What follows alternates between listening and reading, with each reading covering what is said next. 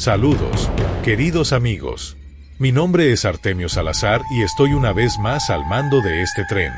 Bienvenidos a este espacio único. Así que, por favor, acomódense, preparen una bebida caliente, pónganse los auriculares y prepárense para adentrarse en una narración que no podrán olvidar.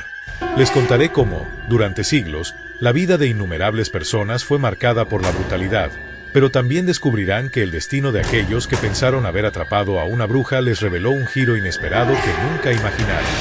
Mi trabajo en el Vaticano me ha permitido acceder a archivos que permanecen ocultos, documentos que jamás debieron ver la luz pública. Registros antiguos, relatos escritos con manos temblorosas, detalles de rituales y condenas que contradecían por completo la fachada de pureza que la Iglesia ha tratado de sostener durante generaciones. Estos textos no cuentan solo historias de fe, sino la verdad detrás de la Santa Inquisición, una historia que se aleja por completo de la justicia y la moralidad. Es una historia de abuso, de tortura y de miedo, donde lo que realmente sucedió no fue una lucha contra la brujería, sino una guerra sistemática contra las mujeres. La amenaza no estaba en ellas, sino en los inquisidores que, durante siglos, las persiguieron y sometieron a sufrimiento. Miles de mujeres fueron acusadas de prácticas de magia negra sin fundamento alguno. No importaba si eran devotas, si asistían a misa, o si su vida había estado dedicada al servicio divino. Lo único que se necesitaba era un rumor o la codicia de algún poder en la iglesia o la nobleza. Un susurro era suficiente para condenarlas a la hoguera, sin pruebas, solo basados en mentiras. Entre los muchos lugares en los que la Inquisición extendió su red de terror, hay uno que casi no se menciona. Un lugar oscuro y olvidado en las profundidades de Roma, que guarda los secretos más oscuros de todos. Hablamos de Orkburg, una prisión construida bajo un monasterio.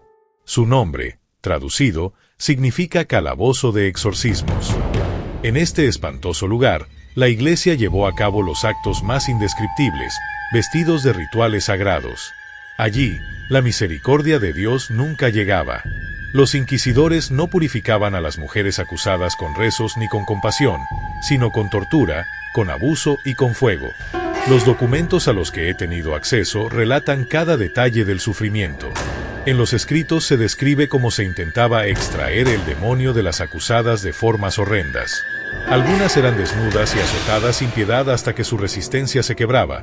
Otras eran sumergidas en agua bendita hirviendo o suspendidas por las muñecas hasta que los huesos crujían bajo el peso de su dolor. Y, por supuesto, muchas fueron violadas en nombre de una fe que solo buscaba el control y la dominación. Pero la historia que les contaré no es sobre una víctima más de estas atrocidades. Esta es la historia de la única mujer que no se sometió. La única que hizo que los inquisidores, los mismos que habían sembrado el terror, sintieran un miedo real. Su nombre era Malena de Angelis. Ella vivía en los bosques cerca de Milán, y se decía que poseía conocimientos profundos sobre la naturaleza. Se le atribuían poderes curativos. Era capaz de elaborar remedios con hierbas que trataban enfermedades que ni los médicos más renombrados de la nobleza podían sanar. En su pueblo la respetaban, pero también la temían. La Iglesia, en cambio, veía en ella una amenaza peligrosa. Malena, a pesar de ser vista con sospecha por algunos, vivió años sin que nadie tomara acción contra ella. No había pruebas suficientes para acusarla, hasta que un hombre llamado Padre Estéfano se cruzó en su camino. Estéfano era un sacerdote influyente en la región, un hombre que se presentaba como un modelo de pureza y virtudes en su predicación, pero que en la oscuridad de su vida personal se ocultaba un monstruo. Aunque no fue la primera mujer a la que intentó someter, sí fue la primera que lo rechazó de una manera tan devastadora que jamás olvidó. Se dice que una noche, bajo el pretexto de pedirle un remedio para aliviar su fiebre, Estéfano se presentó en la cabaña de Malena. Pero, al recibir el remedio de sus manos, el sacerdote intentó someterla. Nadie sabe exactamente qué ocurrió en ese preciso instante, pero lo que sí se cuenta es que Estéfano huyó de la cabaña como si hubiera visto al mismo demonio. Su rostro estaba marcado por arañazos profundos y su ropa olía a quemado. Al día siguiente, el sacerdote acusó a Malena de brujería. En su declaración ante la iglesia, aseguró que había sentido la presencia del maligno en la cabaña de la joven, que sombras extrañas se movían por las paredes y que Malena, sin tocar leña alguna, había invocado un fuego. Su testimonio fue suficiente para que la orden de captura fuera emitida rápidamente. Un grupo de soldados de la Inquisición, con cruces, antorchas y cadenas, llegó al bosque al caer la noche. Esperaban encontrar a una mujer aterrada, rogando por su vida, pero lo que sucedió al derribar la puerta de su cabaña fue algo completamente diferente. Malena, con calma, los miró en silencio. Desconcertado, uno de los soldados le preguntó si pensaba defenderse. Malena, sin inmutarse, le respondió con una sonrisa tranquila: «No necesito hacerlo». La ataron y la arrastraron hasta el pueblo, donde la exhibieron ante la multitud como una bruja. Lo que sorprendió a todos fue que Malena nunca emitió un solo grito, ni mostró signos de sufrimiento. Cuando la pusieron en una carreta con destino a Roma, comenzó la parte más extraña de la historia. Durante el viaje, los inquisidores que la escoltaban empezaron a tener pesadillas recurrentes. Todos soñaban lo mismo. Una mujer de cabellera roja los observaba desde la oscuridad, susurrando palabras en un idioma desconocido. Algunos despertaban con un dolor insoportable en el pecho, como si una fuerza invisible los estuviera aplastando. En la segunda noche del viaje, uno de los guardias desapareció. Al buscarlo, lo encontraron en el bosque, cerca del campamento. Su cuerpo estaba rígido, con la boca llena de tierra, como si algo lo hubiera obligado a tragarla hasta la asfixia. El inquisidor a cargo intentó tranquilizar a los demás, explicando que todo era obra de Satanás, tratando de proteger a su sierva. Pero, cuando miraron a Malena, ella seguía allí, sentada en la carreta, con las manos atadas, sin haber dejado su lugar durante toda la noche, y, sin embargo, una sonrisa en sus labios. El resto del viaje fue una pesadilla.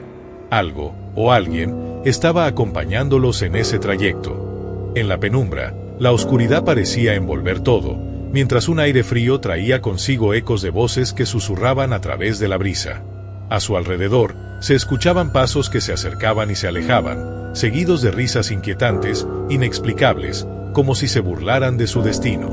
Un segundo soldado, cansado y desconcertado, fue encontrado muerto antes de que pudieran llegar a Roma. Y cuando, finalmente, llegaron a las puertas del monasterio, los hombres encargados de custodiarla apenas podían mantenerse en pie. No habían descansado ni una sola noche desde que la habían capturado, y el cansancio los había consumido. Sin embargo, Malena no mostraba ningún signo de debilidad, parecía estar inmune a todo lo que los demás habían sufrido. Con una serenidad desconcertante, fue conducida directamente al Esor Bug, el temido calabozo donde las almas se quebraban. El Esor Sibú, como era conocido, no era un lugar donde nadie saliera con vida, especialmente las mujeres. En sus frías paredes de piedra, quedaban grabados los ecos de las innumerables voces de aquellas que nunca sobrevivieron a lo que se les hizo. Gritos, súplicas, y las últimas oraciones se entrelazaban con el sonido del fuego que consumía sus cuerpos. Para los inquisidores, ese lugar era sagrado, un lugar donde la justicia divina se llevaba a cabo. Pero para las mujeres que entraban allí, era la antesala de un dolor eterno. En esas oscuras mazmorras se realizaron cientos de exorcismos, cada uno más cruel y despiadado que el anterior. La Iglesia no solo buscaba expulsar lo que consideraban demonios, sino destruir la voluntad de aquellos que se encontraban allí, arrancándoles cualquier vestigio de resistencia. Las mujeres no solo eran sometidas a torturas físicas, sino que se les despojaba de su dignidad, su humanidad. Las oraciones que en otro contexto podrían haber traído consuelo, aquí, en estas paredes, solo se convirtieron en una tortura.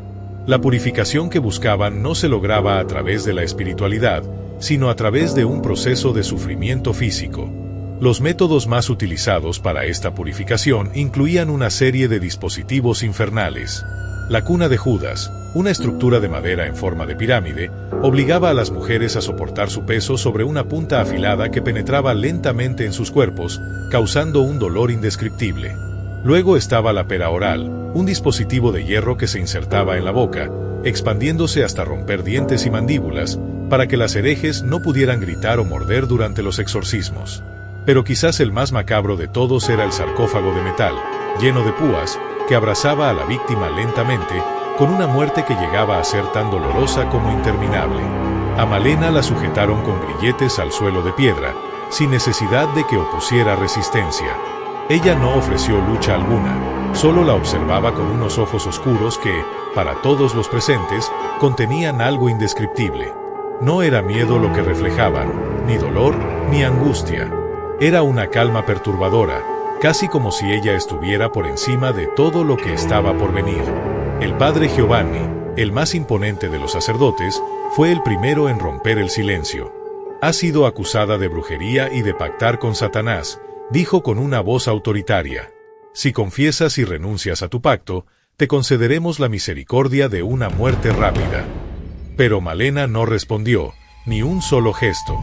Los sacerdotes se miraron entre sí, sorprendidos por la actitud de la prisionera. Era común que las mujeres gritaran, suplicaran perdón e incluso llegaran a delatar a otras para que el sufrimiento terminara. Pero Malena no hizo nada de eso, ni siquiera parpadeó. «Habla», gruñó el padre Estéfano, mientras le daba una fuerte bofetada. Pero el silencio continuó, inquebrantable. Fue entonces cuando comenzaron los castigos. El primero consistió en un desollamiento parcial, donde con cuchillas afiladas realizaron pequeños cortes sobre su piel, despojándola de tiras finas de carne. El objetivo no era matarla, sino hacerla sufrir, buscar que su dolor la rompiera, que al menos una muestra de dolor brotara de sus labios. Pero Malena no emitió ni el más mínimo sonido, como si nada pudiera quebrarla. El segundo castigo fue aún más brutal, una marca, una huella imborrable de lo que la Iglesia consideraba una herejía. Con una brutalidad indescriptible, calentaron un hierro al rojo vivo, forjando un sello con el emblema de la Iglesia.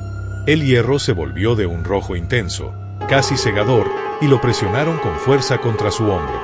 La piel de Malena se quemó al instante, dejando una cicatriz ennegrecida y deformada.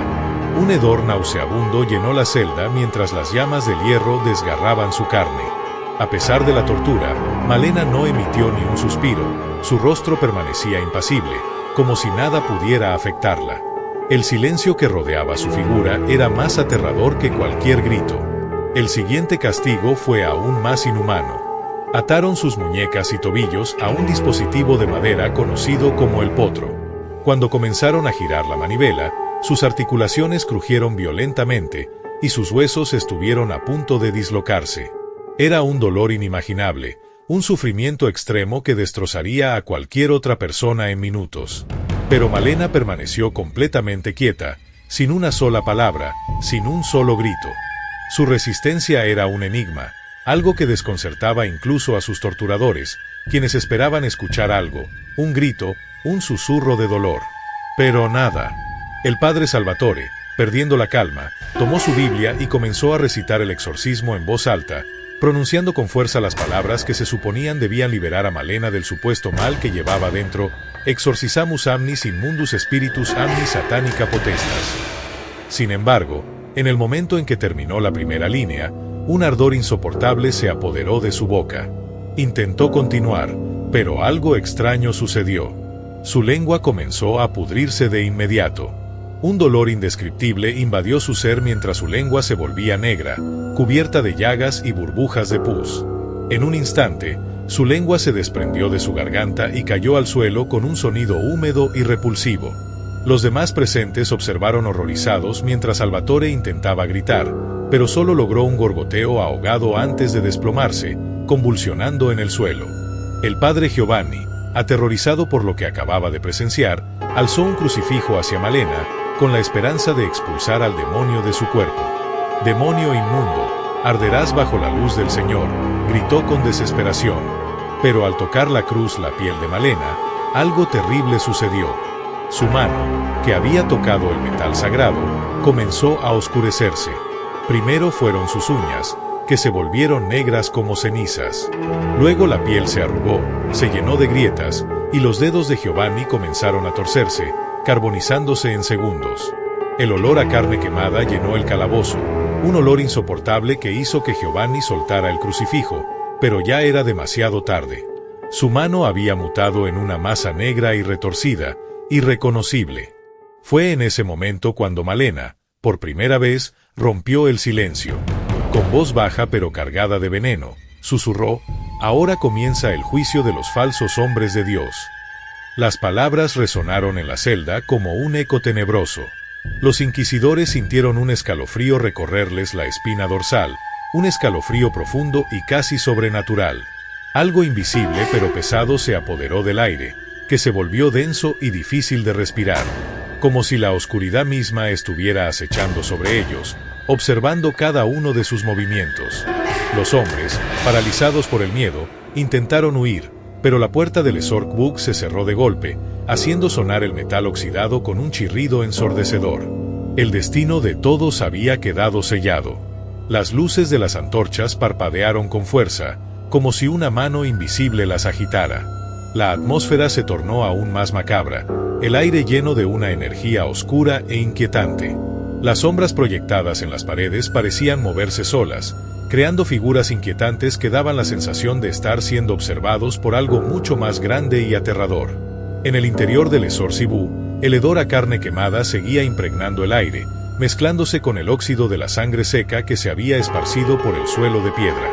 El calabozo, que alguna vez fue un lugar de tortura, ahora era un lugar de condena, donde el sufrimiento de las mujeres parecía haber cobrado vida propia. Luca, el primero en intentar escapar, corrió hacia la puerta. Sus sandalias resonaban contra el frío suelo de piedra, y su respiración se volvía cada vez más agitada. La desesperación lo impulsaba a intentar abrir la puerta, pero no pudo. La celda estaba sellada, y lo peor aún estaba por venir. Un juicio ya había comenzado, y ni el poder de la iglesia, ni la fuerza de los hombres presentes, podría detener lo que Malena había desatado. El terror se apoderó de ellos mientras sus cuerpos parecían adherirse al suelo, como si una fuerza invisible los atrajera hacia él, como si fueran imanes unidos al metal. Lucas, desesperado, intentaba abrir la puerta con todas sus fuerzas, pero sus manos temblorosas no lograban ni mover la pesada madera. Sus esfuerzos fueron en vano. Golpeó la puerta, gritando con todas sus fuerzas: «¡Ábranme! ¡Que alguien nos ayude, por el amor de Dios!». Pero no hubo respuesta. El silencio que se apoderó de la sala fue absoluto, un silencio sepulcral que lo envolvía todo. Solo el sonido agitado de las respiraciones de los monjes rompía la quietud, llenando el aire con su desesperación. De repente, sin previo aviso, Lucas fue elevado en el aire. Al principio, parecía que la gravedad no le permitía moverse, pues sus pies seguían firmemente adheridos al suelo, como si estuvieran sellados con metal fundido. Pero entonces una fuerza sobrenatural lo arrancó del suelo. Su cuerpo se levantó con una rapidez aterradora, suspendido en el aire, como si unas manos invisibles lo estuvieran levantando desde abajo. Sus ojos se desorbitaron de terror, y comenzó a patalear en un intento inútil de liberarse, pero sus esfuerzos fueron en vano. Los gritos de horror se escaparon de su garganta mientras el hombre flotaba, incapaz de comprender lo que le estaba sucediendo. La escena fue desgarradora. El cuerpo de Lucas fue elevado bruscamente, los huesos crujieron con un sonido atroz, y en un instante, sus pies se separaron de su cuerpo. A pesar de que sus pies seguían pegados al suelo, el resto de su ser fue levantado como un muñeco sin vida. Los gritos de Lucas llenaron la celda, pero la angustia de sus alaridos solo fue superada por el sonido espantoso cuando su cuerpo se partió en dos. El crujido de los huesos y la carne desgarrándose reverberaron en las paredes de la celda, llenando el espacio con un ruido que congeló la sangre de los presentes. El cuerpo de Lucas se dividió como si una mano gigante lo hubiera desgarrado, haciendo que sus entrañas cayeran pesadamente sobre las frías piedras del calabozo, con un sonido viscoso y macabro. La sangre tibia se esparció por el suelo, salpicando a los sacerdotes que, horrorizados, retrocedieron. Un chorro de sangre bañó a los hombres que presenciaron la escena, mientras el cuerpo de Lucas se desintegraba ante sus ojos. El padre Marco, con los ojos desorbitados por el terror, cayó de rodillas, incapaz de procesar lo que acababa de presenciar. Con los labios temblorosos, intentó rezar: «Padre nuestro que estás en los cielos, santificado sea tu nombre, líbranos del mal». Pero sus palabras se volvieron cada vez más desesperadas, como un grito ahogado en la nada. Sus manos apretaban con tanta fuerza el rosario que sus nudillos se pusieron blancos, como si la desesperación le hubiera arrancado cualquier vestigio de vida. El padre Marco comenzó a murmurarse a sí mismo, repitiendo las oraciones una y otra vez, buscando en ellas alguna forma de consuelo, aunque sabía que no quedaba esperanza. De repente, su boca comenzó a abrirse, pero no por su voluntad. Sus músculos faciales se tensaron en un espasmo horrible. Con un sonido grotesco, sus labios se desgarraron hasta sus orejas, estirando su piel con una fuerza inhumana, como si unas manos invisibles lo estuvieran obligando a sonreír. Los dientes de Marco se mostraron bajo la luz titilante de las antorchas, pero lo que parecía una sonrisa rápidamente se convirtió en una mueca horrenda. El dolor se intensificó cuando su mandíbula se dislocó con un sonido espantoso, abriéndose por completo. Su rostro quedó completamente deformado, como una máscara de agonía. La sangre comenzó a brotar de sus músculos desgarrados, manchando su piel mientras intentaba gritar. Pero en lugar de su voz, algo aún más aterrador comenzó a suceder. Su lengua, como una serpiente, comenzó a moverse por sí misma. No obedecía a sus órdenes. Se retorcía dentro de su boca, enroscándose sobre sí misma hasta que se hundió en su garganta. Marco intentó gritar, pero se ahogaba. Sus manos se fueron automáticamente hacia su cuello, buscando aliviar la presión. Sus ojos se desorbitaron por el pánico, y las venas de su cuello comenzaron a hincharse. El horror estaba consumiéndolo, y su rostro se transformó en una máscara de terror absoluto mientras luchaba por respirar, su vida desvaneciéndose lentamente bajo la fuerza de una maldición que no podía comprender. El padre Marco intentó respirar, pero la lengua atorada en su tráquea le impidió hacerlo. Su cuerpo comenzó a convulsionar violentamente, mientras su rostro se tornaba cada vez más morado por la falta de oxígeno.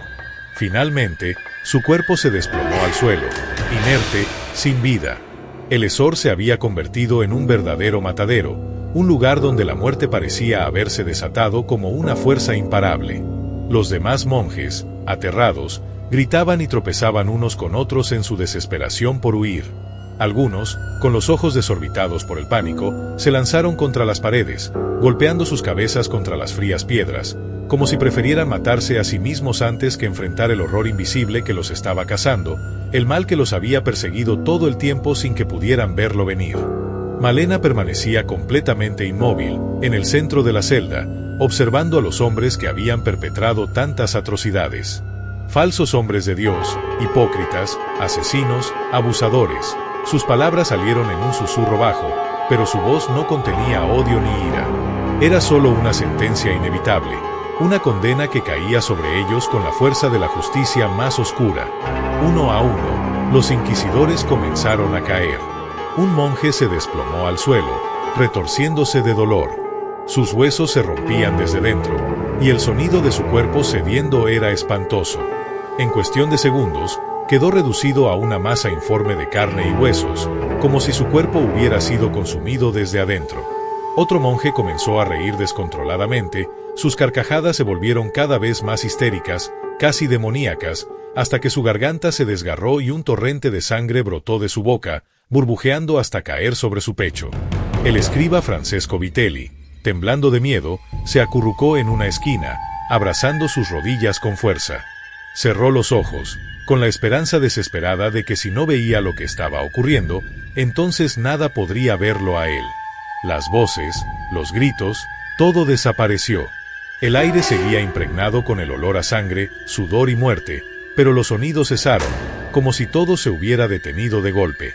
Francesco, finalmente, se atrevió a abrir los ojos, y lo que vio fue aún más desconcertante. Malena ya no estaba. No quedaba ni rastro de los cuerpos destrozados, nada que indicara lo que había ocurrido.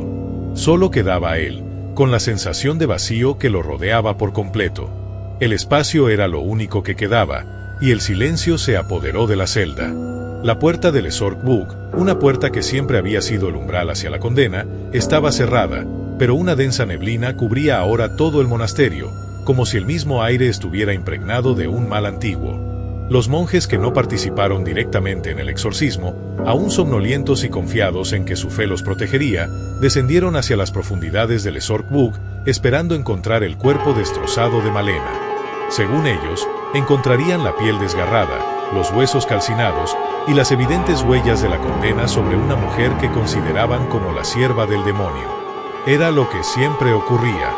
Era lo que se esperaba. Sin embargo, lo que encontraron no podía explicarse. El primero en entrar fue el padre Benedetto, con una lámpara de aceite en las manos, cuyas luces temblaban ante la creciente tensión. Dio un paso dentro de la celda y se detuvo en seco. «Madre de Dios», susurró, su voz apenas audible, mientras la incredulidad comenzaba a apoderarse de él. Detrás de él, los demás monjes comenzaron a entrar en tropel, empujándose unos a otros en su intento por ver lo que ocurría. Pero a medida que avanzaban, sus expresiones pasaron de la incredulidad a la pura angustia. El abad Giancarlo estaba crucificado al revés en la pared de la celda. Su cuerpo desnudo estaba marcado con profundas laceraciones, y colgaba de la piedra con los brazos extendidos, clavados con gruesos clavos oxidados. Las costillas de Giancarlo estaban abiertas, y sus huesos sobresalían de su torso, formando una figura macabra, como si fueran las alas de un ángel caído. Sus ojos, aún abiertos, reflejaban un terror absoluto, el horror de lo que había visto en sus últimos momentos, un terror tan profundo que no se podía describir con palabras. En el suelo, de rodillas y con las manos aún juntas en un gesto de oración, estaba el padre Salvatore. Su rostro estaba pálido, y su cuerpo se encontraba completamente inmóvil, como si ya no quedara rastro de vida en él. La escena era más aterradora que cualquier visión de condena, y lo que había sucedido en esa celda seguía siendo un enigma, más allá de cualquier explicación humana. Convertido en piedra, el cuerpo de Salvatore permanecía inmóvil en la celda. Su expresión era de súplica, los ojos fijos y vacíos, mientras su boca permanecía entreabierta, como si estuviera en medio de un rezo que jamás lograría terminar. Cada pliegue de su túnica, cada hebra de su cabello, había quedado inmortalizada en la roca, como una escultura macabra que no podía ser borrada. Uno de los monjes, temblando de miedo, extendió la mano hacia él, como si creyera que tocando la piedra pudiera revertir el destino. Pero en cuanto sus dedos rozaron la fría superficie de la roca, el cuerpo de Salvatore se desmoronó como polvo, desintegrándose rápidamente en una pila de cenizas grises, dejando únicamente el eco de lo que alguna vez fue un hombre. El silencio en la celda se volvió sofocante, como si el aire mismo hubiera dejado de respirar, colapsando sobre ellos. Fue en ese espeso silencio cuando lo vieron. En la pared de la celda, trazado con sangre fresca, había un mensaje en latín, que no dejaba duda sobre el horror que se había desatado en ese lugar. «Nos videre in inferno», rezaba la inscripción. «Nos vemos en el infierno». Un escalofrío recorrió la espalda de los presentes al leer aquellas palabras. Uno de los monjes, incapaz de soportar la atmósfera que los rodeaba, cayó de rodillas y comenzó a vomitar. Otro, temblando de pánico, se persignó varias veces, murmurando entre dientes un Padre Nuestro que nadie escuchaba, como si sus palabras fueran solo un intento vano de protegerse de lo que ya no tenía retorno. Pero lo peor aún estaba por descubrirse. En una esquina de la celda, acurrucado en posición fetal como un niño asustado, encontraron al monje escriba, Francesco Vitelli.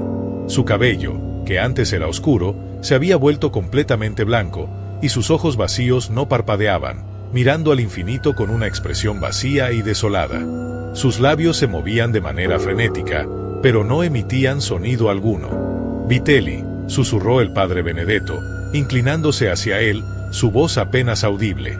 Extendió la mano para tocar su hombro, pero en cuanto sus dedos rozaron la piel de Vitelli, un grito inhumano salió de su garganta. Fue un alarido desgarrador, algo tan espantoso que ninguno de los presentes pudo olvidarlo jamás. Vitelli comenzó a retorcerse, como si un fuego invisible lo consumiera por dentro. Sus manos arañaban su propio rostro, desgarrándose la piel hasta hacerla sangrar. Los otros monjes, aterrados, tuvieron que sujetarlo entre tres hombres para evitar que se arrancara los ojos. Fue un momento de horror indescriptible, algo que ningún ser humano debería vivir. Desde aquel día, Vitelli nunca volvió a hablar. Su mente quedó atrapada en un tormento eterno, sumida en un infierno del que no podía escapar. Fue encerrado en la celda más profunda de un convento, donde se dedicó a escribir a detalle todo lo que había presenciado durante el ritual. Se dice que cada noche, Vitelli despertaba en medio de la oscuridad, gritando y llorando, incapaz de recordar un solo día en el que no reviviera algún detalle diferente del horror que vivió. Su destino no fue más piadoso. Una noche, mientras dormía, sufrió un fulminante infarto que acabó con su vida. Aunque algunos aseguran que fue Malena quien fue a por él, pues, al morir, su rostro mostró una horrenda mueca de terror, como si algo lo hubiera reclamado finalmente. Sin embargo, Hubo un detalle que no pasó desapercibido en el lugar donde descansaba su cuerpo. En las paredes y el techo de su habitación, se encontró una palabra escrita, repetida una y otra vez, bloque por bloque, en cada centímetro del lugar. La palabra era Malena. Los monjes que encontraban estos rastros temblaban de miedo, conscientes de que algo sobrenatural se había apoderado de todo. Siglos después, el Vaticano continuó guardando secretos oscuros en las sombras, enterrando verdades incómodas bajo la cúpula de su poder, sellándolas en libros prohibidos y pasadizos olvidados. El exorcismo, con cruces de hierro y bendiciones papales, quedó oculto en las catacumbas del monasterio. La Iglesia prohibió mencionar su existencia, y todo lo relacionado con ese oscuro evento fue borrado de los registros. Decidieron que lo que sucedió allí nunca ocurrió. Sin embargo, el tiempo, como enemigo cruel de los secretos, nunca perdona. En el año 1894, un grupo de arqueólogos, financiados por una institución desconocida, desenterró los vestigios de aquel monasterio olvidado, desvelando la verdad que el Vaticano había tratado de esconder por siglos. La Santa Sede, movida por una necesidad de recuperar lo que el tiempo había tratado de enterrar, emprendió una exploración en los subterráneos del antiguo monasterio. La misión era clara: buscar documentos perdidos, reliquias olvidadas y descubrir lo que la historia había dejado atrás, oculto y relegado al olvido. Sin embargo, lo que encontraron en las profundidades del monasterio jamás debió haber sido desenterrado. Los sellos del Esorkbuk fueron rotos con una violencia inquietante. Las puertas crujieron al abrirse, liberando un aire viciado, impregnado de un hedor a muerte que había permanecido atrapado durante siglos, encerrado entre aquellas viejas paredes que parecían susurrar secretos oscuros. Los hombres descendieron con lámparas de gas, que apenas iluminaban los restos de un pasado que se negaba a morir. Lo que encontraron allí fue más que perturbador. Los cadáveres de los monjes permanecían en el mismo estado en que habían sido dejados, como si el tiempo no hubiera tenido poder sobre ellos. El abad Giancarlo seguía colgado de la pared, boca abajo, su cuerpo reducido a un esqueleto ennegrecido. Fragmentos de túnicas podridas y descompuestas aún cubrían algunos de los cuerpos esparcidos por el suelo, como si esos hombres estuvieran condenados a permanecer allí, como una advertencia eterna. Los arqueólogos que exploraron el lugar dieron fe de lo que encontraron. Aunque no estaba el cuerpo de Malena, tal como el escriba había detallado en sus escritos, lo que sí encontraron fue un mensaje en la pared, tan fresco como si hubiera sido escrito ese mismo día. Nos videre in inferno, decían las palabras, aún vibrando con la energía oscura de su autora. Los arqueólogos no hablaron con detalle de lo que presenciaron. Lo que vieron fue demasiado perturbador para ser revelado, algo que desbordaba los límites de la comprensión humana. El Vaticano, como era de esperar, selló nuevamente el lugar, cubriéndolo con una capa de olvido y silencio, como si la historia y sus horrores pudieran ser borrados con el tiempo.